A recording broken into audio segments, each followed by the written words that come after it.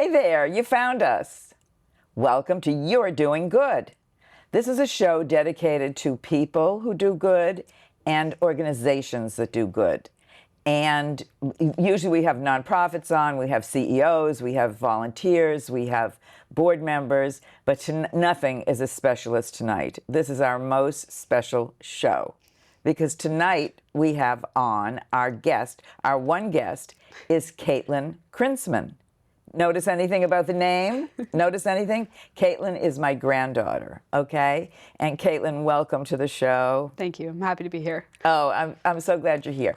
And the reason Katelyn is here is not just because she's my granddaughter, which she is. The only granddaughter, and therefore my favorite. Right. But she's also a terrific volunteer. And I thought it would be interesting to do a show about students who volunteer, high schoolers who volunteer, and you kind of hope that leads to a life of volunteering, and we got to get them when they're young. So anyway, Katie, sure, great to have you here. Tell Newton a little bit about you. That Newton knows all about me. Okay. But if we run out of material, I'll tell more about me. Okay. But anyway, tell us about yourself. Where are you in school? So I'm a junior at Newton South High School, so third year, and I really like it. I like all my classes. I'm actually taking a lot of classes in media, so I'm especially excited to be here, see like what that is, and yeah. Oh, I didn't know you were because my next question was, what are your favorite classes? What is media?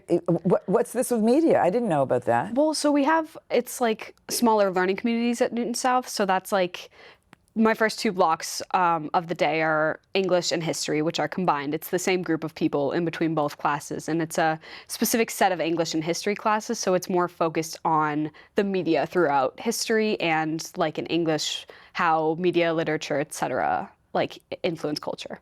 Wonderful. Do you have labs too? Are there places where you work with cameras or, like setups at all like that? Well, not particularly, but for a lot of history projects, we'll do like a podcast or something. So I can't think off the top of my head of the last one we did, but it'll be like a history unit. And then instead of a test, maybe we'll do a podcast with a few other people. What fun. Yeah, I like it. When I went to high school, we did English and science and math and, we didn't do, and, I had wanted to start a podcast with Matthew, your brother, your older brother, Matthew. That one. And we were going to do one. It was going to be called We Got This. We Got This. And we were going to be a grandmother, grandson team who solved everyone's problems. Because we figured between the two of us, we would know everything. Just I would know the old stuff and he'd know the new stuff. But we never got that off the ground. So you're a junior. Are you thinking about going to college? Generally, I mean, we start the process about now. So I have like generally ideas of my college essay. I have definitely my list of schools I want to apply to. And that's about where I'm at in the process. So I should get a little bit more work done, which maybe I'll do later tonight. On your essay? Yeah. On my essay, like finalizing lists, et cetera, looking at some like certain questions that applications ask. That's great. Yeah. It's a universal application you for all the schools, or how does you file once and say send to these schools? How does it work? Pretty much, yeah. So it's called the Common App, what a lot of people use, and so it's like, it is an easier portal which you can have one essay on and like you fill out most of your information. So a lot of schools accept the Common Application with like a supplemental essay or a few extra questions they'd like. But for the most part, it's pretty much one application you fill out and then, as you said, send it off to multiple schools.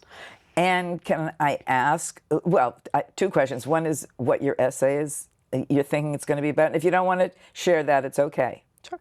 I am really not that sure yet. I am playing around with several different ideas, but one I'm most interested in talking about is my like perception of being an American and how that's changed with all modern day politics, like people I've talked to in my life, and just sort of explain what that means to me. Wow. what it is to be an American, yeah. What it was and what it is under this the Trump administration. Sure, and it's a big change. Yeah, and even not just the Trump administration, but in the past few years, like what other countries' perception of Americans has been, because I feel like that's really changed in the past few years. Wow, and I always wonder whether people in other countries recognize that we are not our president, that there's that the country is divided, and so that, you know, if, let's say, they hate Trump, I'm talking about foreigners, that they don't necessarily hate Americans. I think that a lot of non-Americans have not been able to make the distinction between like how politically polarized America is and separate the fact that I don't know what percent of the population it is that votes in these elections, but it's not super high and it really depends on the year. And so I think that's something I talk to a lot of people about, like exchange students who come to Newton South, or when I spent a couple weeks in Argentina, I talked to a lot of people about how a lot of Americans don't support Trump, especially where I'm from, because they would say, so you love Trump or something? And I would say, why would you think that? You know? Because I very much do not. Right. Well, you just got back a few weeks ago. You spent 2 weeks in Argentina, even though I continually say, how was Venezuela? So now I have to go. You'll have to go there now. Sure. But you were in Argentina, and you were getting these questions from, you were with other students. Sure. So from the Argentinian students. Yeah, I mean, a lot of questions I would say I was asked most about being an American would be like, are what we see in the movies true? Like, do you take the big yellow school bus to school? Is Christmas snowy and magical? Because they don't really get snow. And then, a lot of questions about politics. That was more like, I would say the adults who are able to pay more attention to the politics in America, you know, because that's a little bit less interesting to most younger people than the movies or whatever. Well, let me ask you the reverse. Were you aware of Argentinian politics? Do you know who the leader of that country is? Well, I know it's Milei, and I know that a lot of people don't like him, but he's trying to pull them out of whatever economic situation is happening. I can't speak directly on all the issues, but I don't know that much. I wish I knew more, though. Yeah, I know. Because you tend to know your own country. Yeah. And then, you know, and you have your own opinions. But my guess is, and I'd ask you what you think, that students today, high school students, are more aware of politics under this administration than they might have been when it's a calmer administration. Absolutely. And I would say to that, because we have to be, it really affects us, especially like, I don't know any girls who weren't really upset, or even not just girls, multiple different people who were upset when Roe v. Wade was overturned, because that's something that directly affects us. And I think that's what a lot of people don't understand, is they say like, oh, well, the young people just care about politics now because like whatever, but it's like it has started to affect us more than it would have in years past. Right, right. Well, I don't know if you know the old expression, all politics is local. And in a way, what that means is what happens, politics, even in D.C., in D.C. affects us and can affect us in our own lives. Yep. Very much so. I know. All right. So anyway, and what about college? Do you want to tell us what kinds of college? Are you looking for a geographic area or a type of college, big, little? It doesn't really matter to me, but funny enough, as you brought it up, D.C. is the area I like most, just of the country. I like the weather, and a lot of the schools I happen to be looking at were in that area, so. I think it's a terrific city. Yeah, it's beautiful. It's a beautiful city. And I remember the first time I went to Washington, D.C., I was in college. Yeah. And I went down to with friends to visit some guys, you know. And okay, Grams. I just thought it was the most beautiful city. I thought it was great. There's so much to do. I love that. Like, I love all the museums. I like the people there. They're a little more down to earth, and I like the feel of the city. And the whole Smithsonian system, they're all free. Yeah. There's so much to do. And you go monumenting at night, you know. People meet at the monuments. Yeah, it'll be fun. Yeah. Oh, that would be great. And that's a hop skip from Boston. So yeah. So your grandmother would like it if you were fairly close by. Yeah, right. That would be great. And have you visited any campuses yet?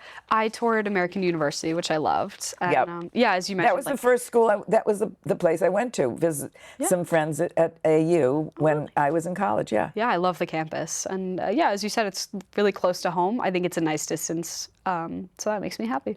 Well, great. Well, good luck with that, Katelyn. Thank you. Good luck. We're sitting here, we're talking to Katelyn Krinzman, who I have admitted is and I'm very proud to say is my granddaughter. So we're thrilled to have her here.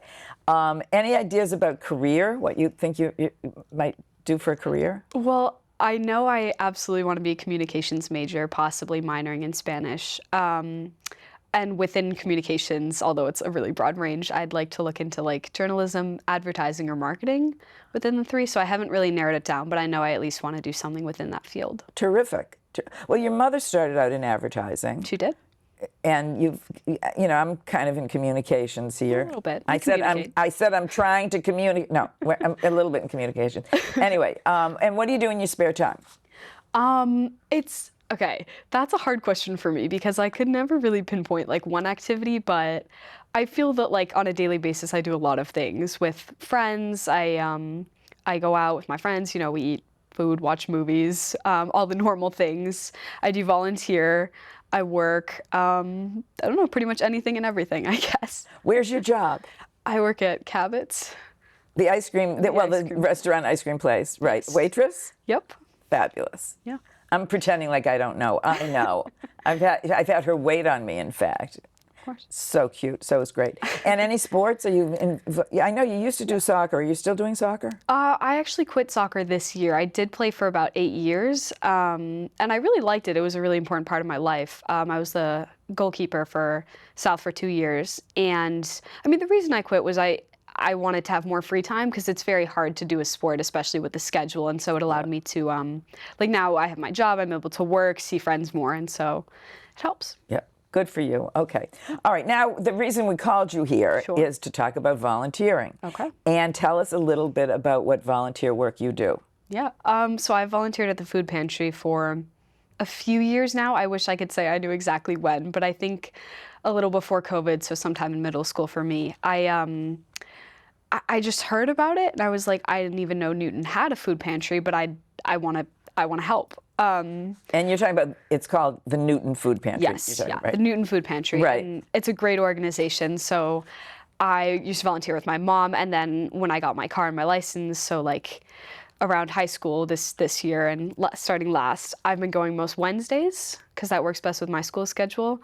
So I try to go as often as I can, and I love it. That's so nice. And how did you get involved there? Was it your mom? I think it was your mother? No? I think so. I think she brought it up, and I was just like, this is something I want to do. Let's do it. So I pushed her to get us signed up and go as often as we could together. And what's your understanding of what the Newton Food Pantry does? Well, our clients a lot of people would expect that Newton doesn't have a lot of clients in need of food, but we really do have a large portion of people and large population of people. So it's very important work, I feel, to be able to take food donated by other people, corporations, et cetera, and be able to give it to people who need. And so and is the food pantry open all the time? I don't know too much about it. There's usually like windows and hours that people can come shop. So like for Wednesdays when I work, it's about 4 to 6 and then 6 to 8, at least for the volunteer shifts, but people can come within any time of those slots and get what they need. And do you volunteer on a regular basis, or do you sign up each week if you're interested, if you've got time, or how does it work? So I usually have to schedule my volunteer slots a couple months ahead because they fill up pretty fast, and it's just very particular the like Wednesday shift I can do. So it conflicts a little bit with my work schedule at times, but I usually try to sign up at least once a month, like a couple months in advance. And so, what do you do? What does your volunteer work consist of while you're there? Sure. On like an easier day, they usually have the younger kids run the food carts, so clients get like the shopping cart and bring it. I should back up. The Newton Food Pantry is in Newton City Hall, and it's in the basement. So that provides some difficulties with the access to it because it's really only an elevator to get to it. So a lot of people have their shopping carts and then need to bring them back up through the elevator and carry it to their car. So they'll have the high school students do running with that and help bring bags to the cars. Or I'm on the floor, which is helping clients find what they need, translate if people need, and explain sort of how our system works. That's great. And translate Spanish, you mean? Yes. If they're Spanish speaking? Yeah. Yeah. Most of our clients speak either Russian, Chinese, or Spanish. I would say Russian is the biggest population of speakers. So it doesn't happen that often, but I'm always ready to help when I can. And are you stocking shelves or doing that kind of stuff? Sure. Oh, so it's and do you sign up for each a specific thing you want to be doing? Or do they mostly assign you when you get there and say, we need someone doing helping people get to their cars, or, you know. Yeah, it's assigned when you get there. So for a lot of times I help restock produce because again, that's like some heavy lifting of like big boxes of vegetables, or like manning the meat station, which is like more specific because you need to help explain to people which groups they can take depending on the day and what we have in stock. So there's several different areas of the food pantry floor, and I usually work one of those. Do you like it? I love it. You do? Yeah. Tell me why you love it. I find it very rewarding. I never go home like tired and frustrated. I've been there because I never feel like I've wasted time. I think it's important work, and if I can, I like to consider myself like an upbeat person, and so I think if I can just make someone who's probably not having a great day maybe just a little bit better, then I want to do that. You know, I don't know if we've ever talked about this, but I volunteer at, it's a food-related thing at the Cape, and it's called Cape Kids Meals, Cape Kid Meals.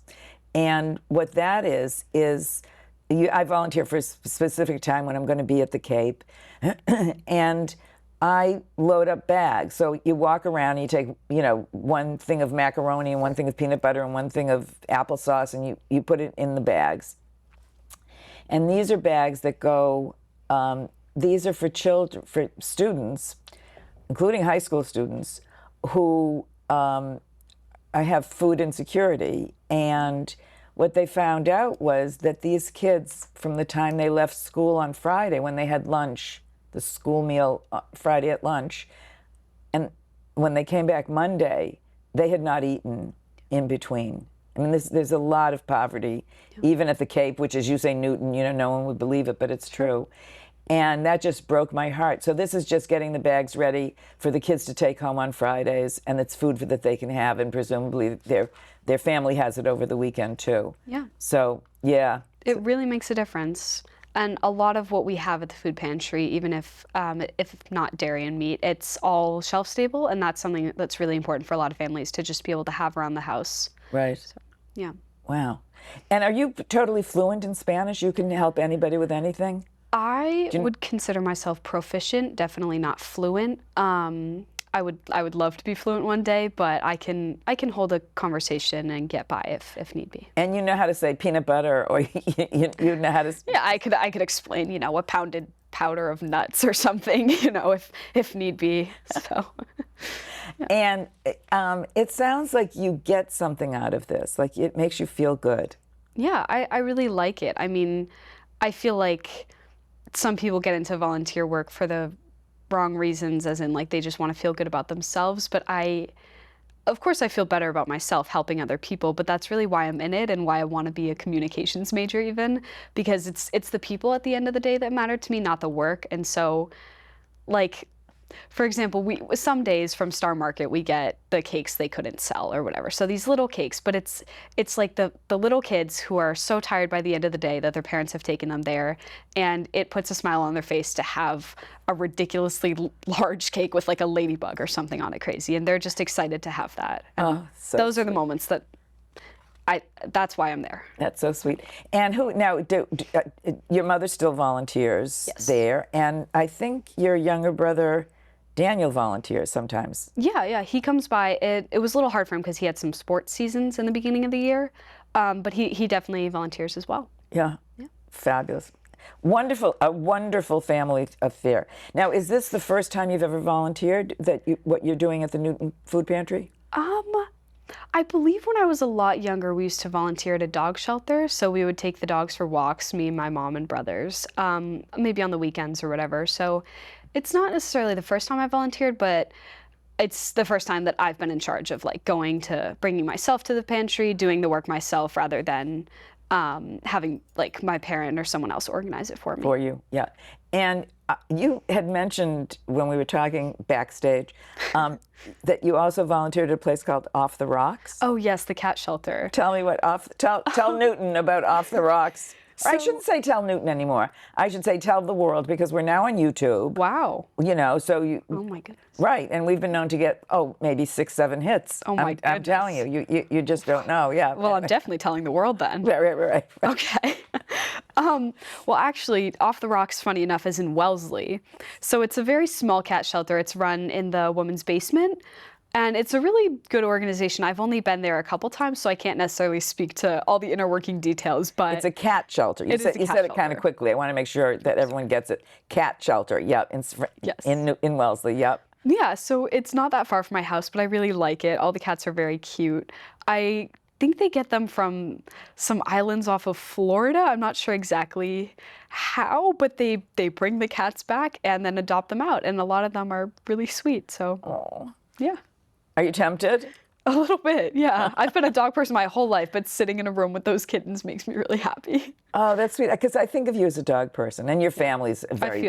I feel like a dog person. Very, very into dogs. Now, and what did you do there for volunteer work? What was the nature of the work itself? It's a little different there. What they really have volunteers there for is sort of just coming in through the day to socialize the cats so that they're more comfortable around people and get used to like seeing lots of different people, not biting, scratching, whatever, and just making them happy. Like we'll play with them.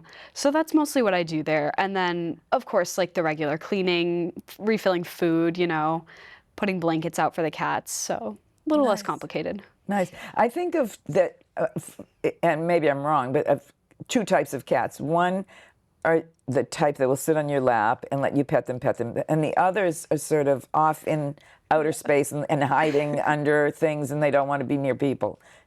Would that be the case? Pretty much, yeah. Did you have both of those kinds of cats? A little bit, yeah. Most of the cats I met were very nice. I like to call them dog cats, the type you described, because they act more like a dog as a cat. But they were all very nice when I found them. Okay. All right. Now, you say you get a lot out of volunteering. So I'm curious whether any of your friends, I'm talking about, your cohort, let's say juniors in high school, or seniors, if you know any. Not that many. Not that many, right. Do you know if they're volunteering? I know a lot of people do volunteer. I'm not sure to what extent. I can really only speak on my experience. Some of my closer friends I've tried to get to volunteer, but they just have really busy schedules with sports, other like jobs, etc.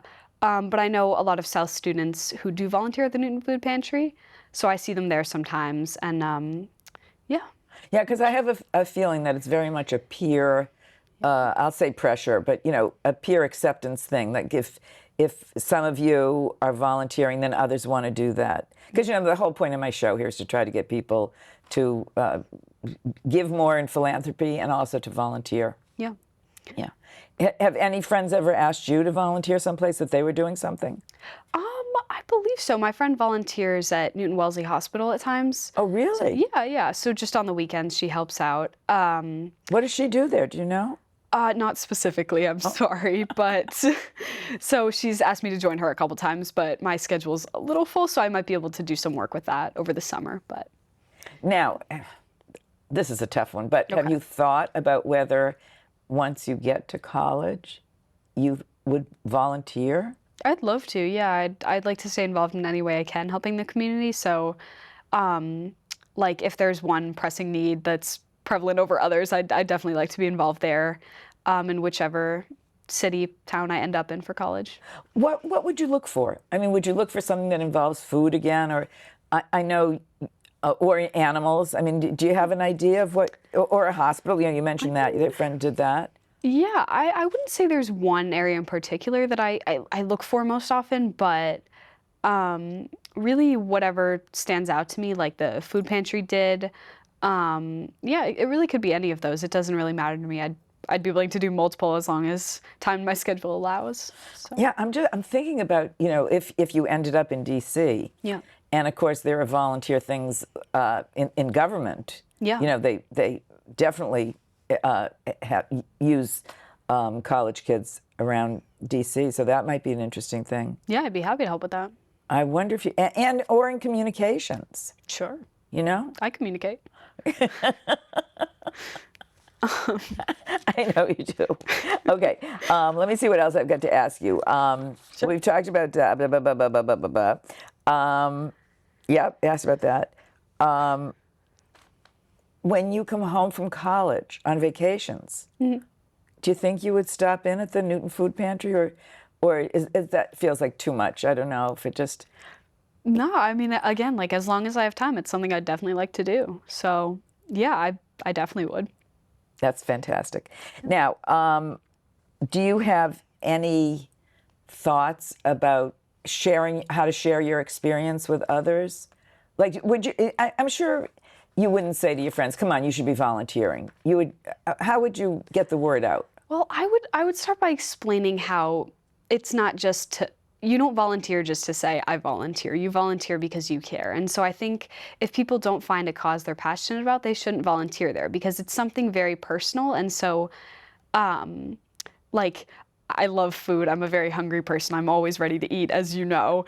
And so I just, my heart goes out to people who don't have the luck that I do in that situation. And so I want to help there. And I want to help everywhere I can. But as of right now, that's where I want to be. And so I think it's really important for people to find a cause that they really believe in because then it doesn't feel like work. You know? That's fabulous. And I know you're a baker. You Yeah. like to bake. And I'm wondering if there's something, a volunteer baking position, icing cakes, I'd love to ice cakes. writing happy birthday. That I can do. Yeah. Might be Yeah. a little messy, but I'll try. It's fantastic. Yeah, I don't know. If my baking is able to help people, then I would love to do whatever I can with that. You know, maybe bake and donate to the food pantry or even start some sort of an organization on my own. Yeah. We're talking to Katelyn Krinzman, and you're an inspiration for others to volunteer. And I think your heart is in the right place. I always get annoyed at celebrities who, it's their publicist tells them, "Oh, be involved in this foundation because it'll look good on their CV." Yeah. And it's just the wrong reason. And you're in this for the right reasons, which is fabulous. Thank you. Yeah. I don't know if there's any maybe I think I've said this, but I don't know if there's any wrong reason to volunteer, even though I referred to it that way. But I think there's just there's a way of volunteering in a way that really helps people because your heart's in it, and a way of volunteering to make yourself look and feel better. Yeah. If that makes sense. Well, I think also what you're talking about is leading a genuine life. Yeah. Being true to your own principles and not just doing things for show. Yeah, absolutely. So it's excellent values. What are you up to this summer? I don't know. I'm doing probably some volunteering, working, seeing friends, definitely, hopefully going to the Cape a lot. And I'm doing a journalism program at Harvard. So, Oh, I didn't know that. yeah. What's that about? Well, it just looks really cool. It's basically a very deep dive into what the Harvard Crimson does. And so I'll learn a lot about journalism. The Crimson is the newspaper, the Harvard newspaper. Yeah. Exactly. And so you're sort of, that was a course that you're taking. I believe it's more of a program than a course. Okay. So it's just a couple weeks, not on the weekends, but I'm really excited. Well, it sounds fabulous. Yeah, it should be. Good luck. Thank you. Caitlin, I just, not just because you're my granddaughter, but I think the world of you. And this is wonderful. And I loved having you all to myself for a half hour. It's just fabulous. Sure. So I want to wish you lots of good luck with the college, and you're applying to college with the essay that you're going to continue to write tonight, with your volunteer work. It's just such a beautiful, beautiful thing. And you're a beautiful woman. And thank you for coming on. Yeah. And you know what, Caitlin? You're doing good. And we'll see you next time on You're Doing Good. Thank you, Caitlin. Of course.